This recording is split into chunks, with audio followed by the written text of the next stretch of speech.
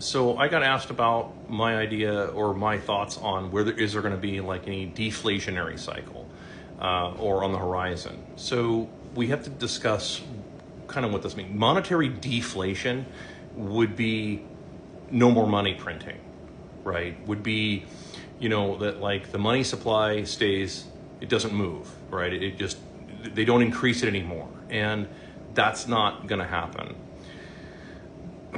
What you're going to see more than likely is something called disinflation. Peter St. Onge does a good job of this. My colleague in economics, St. Onge does a good job of explaining this. I have termed it pocket inflation, which is kind of a term that I sort of came up with a few years ago. And what that means is that poor people, the working class, the middle class, etc., what they're going to experience is a tightening of money supply, meaning that the velocity is going to slow down for you. Now, that's not going to happen for people who sell $600 mil-spec popsicle sticks to the government. Okay, they're going to still get $600 for that mil-spec popsicle stick. So for them, they will continue to have more and more dollars available that are, once again, conjured from nothing, et cetera, government spending, et cetera, et cetera. They're going to have that available to buy up all of the stuff that you, the poor people in the working class and what's left of the middle class, try to sell. Because as you find that like, hey, I don't make as much money anymore, now I need to sell my weekend car on Fedbook or something like that, and there's no buyers. Well, why are there no buyers? Well, it's because there isn't any velocity of money, and people are making less and less money. In terms of dollars, again, we're talking dollars here. We're not talking anything else.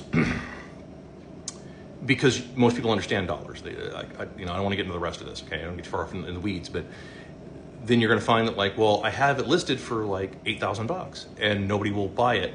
And then you eventually end up just selling it for $2,500, right? You get the idea? That's called disinflation, okay? Or pocket inflation. Meaning that like the inflation is still very much there. It's still inflating. They're still conjuring all kinds of dollars. They're just not ever going to get to you. Remember, and I did a video on this recently, and I don't know if I'm just convinced I'm not very good at explaining this.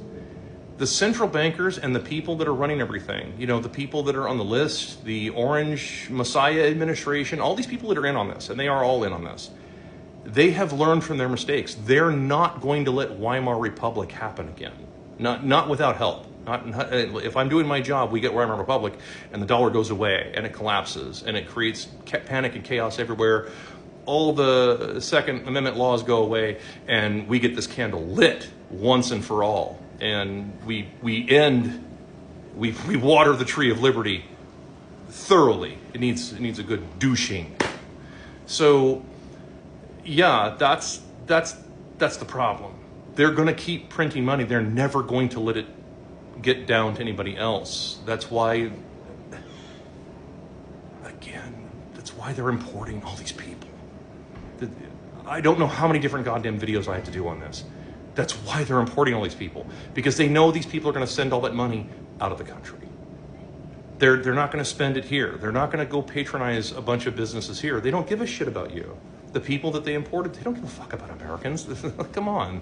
They're going to take that money and they're going to send it back to their country where it has 10 times more spending power in their country for now. But that's the game they're playing. That's why they're called migrants, not immigrants. Okay? There's a difference between the two.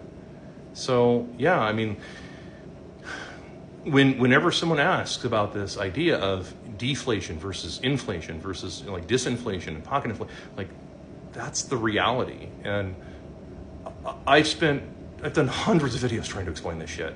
And I'm convinced that because of the length of time, because I can't compress it down into like 9 seconds, I can't compress it into a meme for you people, that nobody understands what the fuck I'm saying. But that's what's coming, what I just explained. That's why you're not going to see the big collapse in real estate prices that we all want to see.